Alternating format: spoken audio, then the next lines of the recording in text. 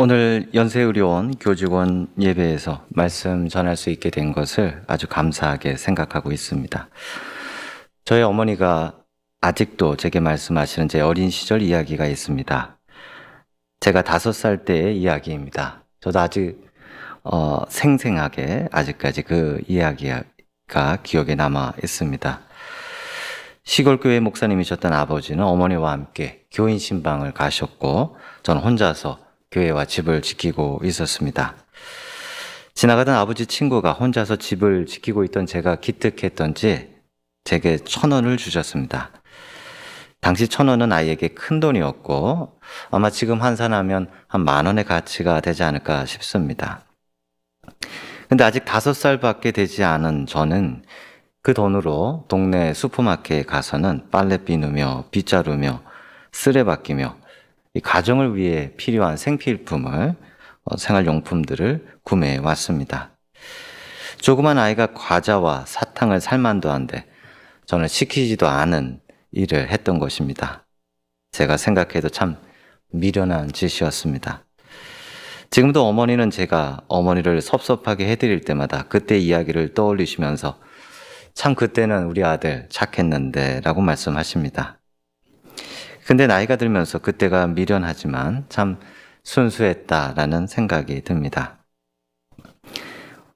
오늘날 한국교회와 기독교가 사회에서 많은 비판을 받습니다.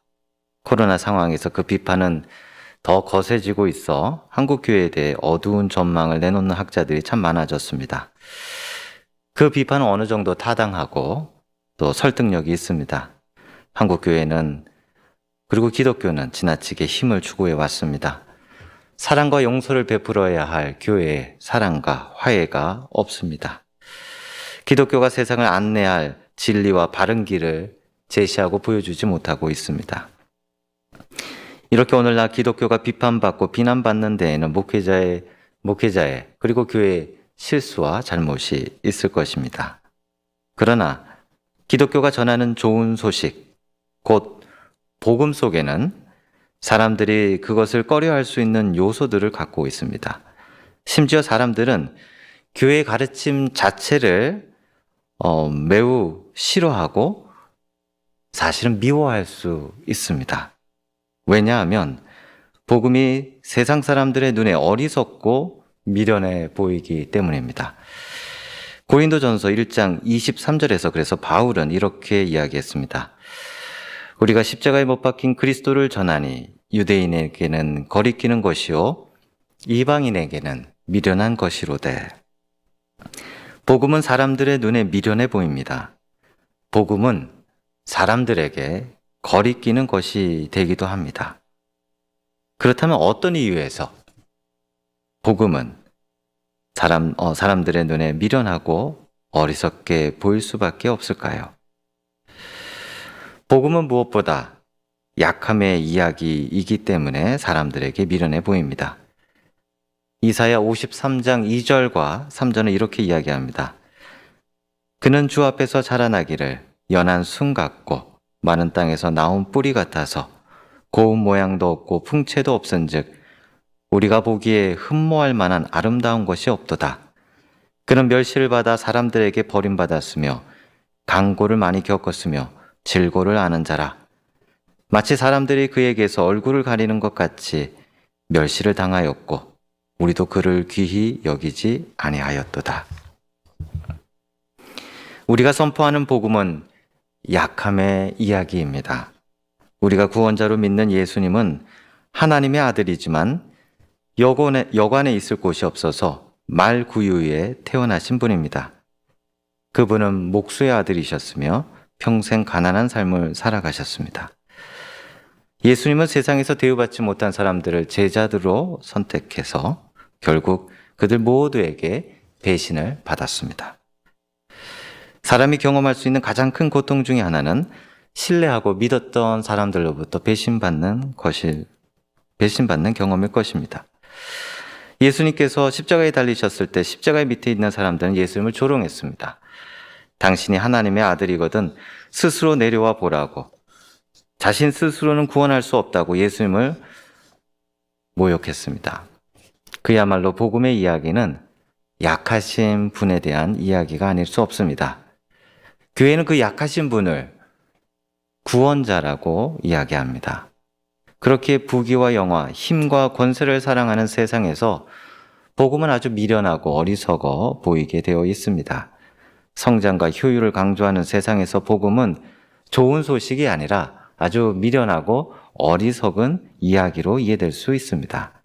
그것은 지금만 그런 것이 아니라 초기 기독교부터 늘 그래왔습니다. 당시 유대인이나 이방인에게만 그런 것이 아니라 본질적으로 사람들에게 복음은 어리석고 미련한 것이었습니다. 왜냐하면 오늘이나 그때나 세상과 사람들은 힘을 좋아합니다. 부귀와 영화를 사모합니다. 이기적인 우월감 속에서 다른 사람들을 통제하기 원합니다. 그런 세상에서 예수님을 구원자라고 선포해 보십시오. 사람들에게 조롱거리가 되기 쉽습니다. 이런 어리석고 미련한 이야기로 들리기 쉽습니다. 그리스도인은 힘과 부귀영화를 사랑하는 세상에서 살아가야 하기 때문에 복음으로 인해 부끄러움을 당하게 되는 시험을 반드시 받기 마련입니다. 그렇게 바울이 로마서 1장 16절에서 이렇게 이야기했습니다. 내가 복음을 부끄러워하지 아니하노니 이 복음은 모든 믿는 자에게 구원을 주시는 하나님의 능력이 됨이라. 그는 복음을 자랑한다라고 긍정어법으로 사용하지 않았습니다. 복음을 부끄러워하지 않는다고 부정적인 어법을 사용하여 복음을 자랑한다는 것을 우회적으로 표현했습니다. 이는 당시에 복음을 부끄러워하던 로마의 그리스도인들이 많았다는 것을 의미합니다.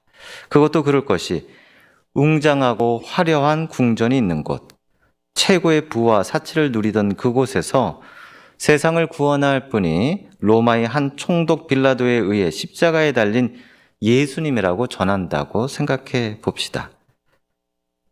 로마의 식민지인 나사렛 촌동네에 소와 염소들의 염을 통해서 태어난 가난한 목수의 아들이 하나님의 아들이었으며 세상의 구주였다고 전한다고 해봅시다. 로마의 사람들이 무엇이라고 이야기하겠습니까? 그들은 어떻게 생각하겠습니까? 세상의 모든 부와 사치를 누리며 자신을 스스로 신이라고 여기는 황제가 그 이야기를 듣는다면 무엇이라 생각하겠습니까? 아마 헛웃음을 지으며 미련하고 어리석은 이야기라고 조롱할 것입니다. 공교롭게도 십자가는 로마 시대의 가장 악랄한 사람을 처형하는 도구였습니다. 그 십자가에 매달린 사람은 가장 큰 수치와 저주 가운데 죽음을 맞이했습니다. 그런데 그 십자가에 우리가 구원자로 믿는 예수님이 달리신 것입니다. 그 수치와 저주를 당하신 것입니다. 참 이 얼마나 미련하고 어리석은 이야기입니까?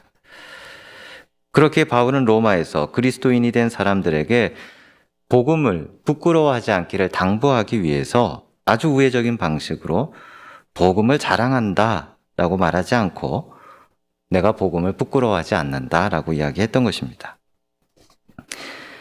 당시 유대인들은 이적을 베풀 메시아를 원했습니다. 놀라운 이적과 기사로 자신들을 구원할 힘있는 구원자를 원했습니다. 이방인들은 효율적인 세상의 지혜와 가치를 원했습니다. 세상을 구원하고 성장시키는 놀라운 지혜를 가르칠 사람을 원했습니다. 그렇기에 평생을 가난과 함께 살아가셨던 분, 사람들의 조롱과 멸시, 배반을 힘없이 견디셔야 했던 분, 십자가의 고통을 묵묵하게 인내하셨던 분, 바로 그 예수님이 세상의 구원자라고 이야기하는 것은 아주 어리석고 미련한 이야기입니다. 그것은 힘과 부를 추구하는 세상에 어울리지 않습니다. 그러나 우리가 기억해야 할 것은 그것은 하나님의 미련함이라는 사실입니다. 그것은 하나님의 어리석음입니다.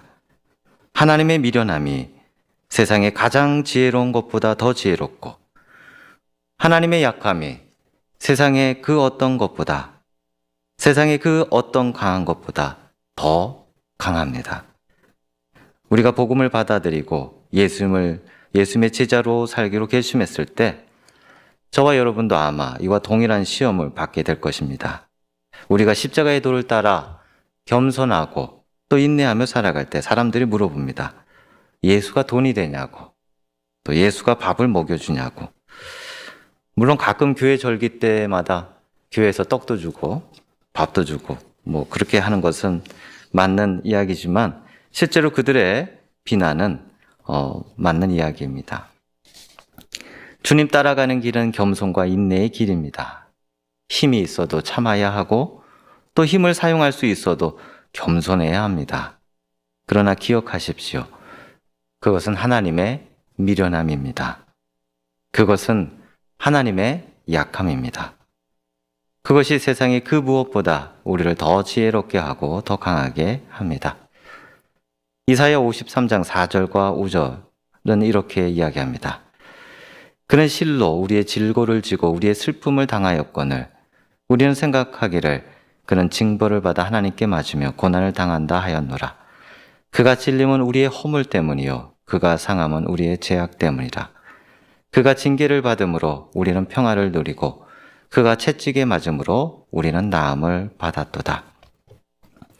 우리가 이 세상에서 그리스도인이 되고자 할 때, 예수님의 십자가를 따르는 사람이 되고자 할 때 우리는 아주 미련하고 어리석다라는 판단을 받게 될 것입니다.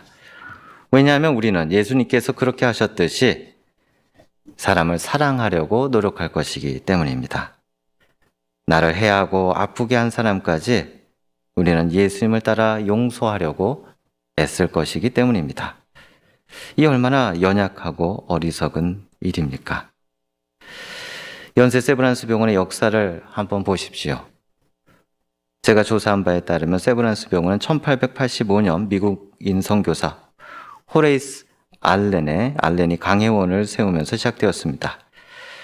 그해 강혜원은 재중원으로 그 이름을 바꿨고 이는 은혜를 널리 펼치고 대중을 구한다는 뜻을 갖고 있습니다. 재중원은 명성이 높아지면서 많은 환자들이 치료를 받는 곳이 되었습니다. 제4대 병원장이었던 올리버 에비스는 청일전쟁과 갑오 경장으로 인해 정부의 재정이 어려워지자 모금 활동을 벌였고 그러던 중 당시 1만 달러의 기부를 받게 되는데 이를 기부한 사람이 바로 루이스 세브란스였습니다. 그는 주는 것이 받는 것보다 복되도다는 예수님의 말씀을 깊이 마음에 새겨 이 돈을 기부했으며 이것이 연세의료원의 토대가 되는 그런 말씀이 되었습니다. 주는 것이 받는 것보다 복되도다.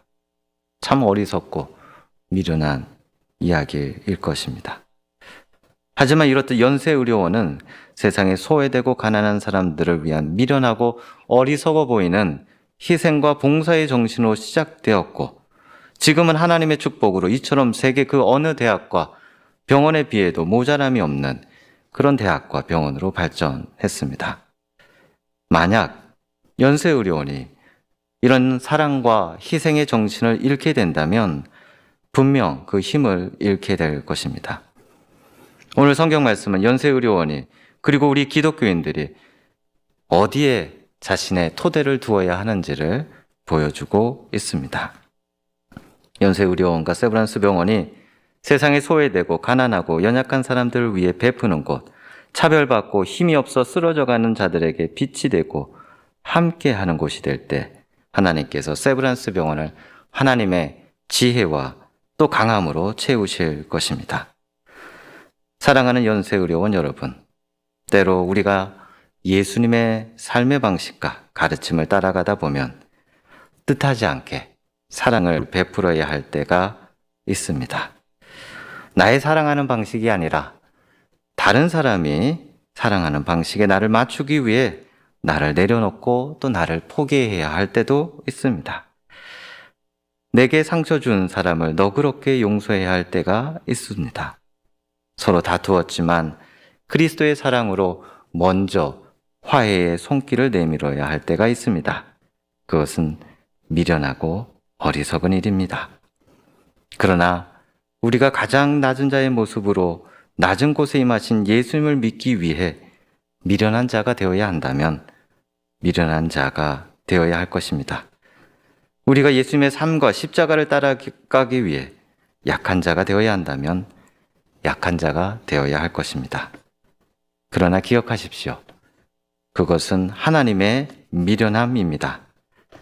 그것은 하나님의 어리석음입니다. 그것이 우리를 세상의 그 무엇보다 지혜롭게 할 것이며 세상의 그 무엇보다 우리를 강하게 할 것입니다. 그것이 우리를 하나님의 영광스러운 부활에 이르게 할 것입니다. 기도하겠습니다. 사랑의 하나님, 그리스도인으로 살아가는 것이 참 어렵고 힘들 때가 있습니다. 예수님을 믿기에 힘이 있어도 그 힘을 내려놓아야 할 때가 있습니다. 하나님, 우리가 예수님처럼 사람들을 보듬고 사랑할 수 있는 용기를 주시고 겸손하게 우리 주님 가신 길 따라가다 남몰래 흘리는 우리의 눈물을 닦아주시고 우리의 아픈 마음을 어루만져 주옵소서.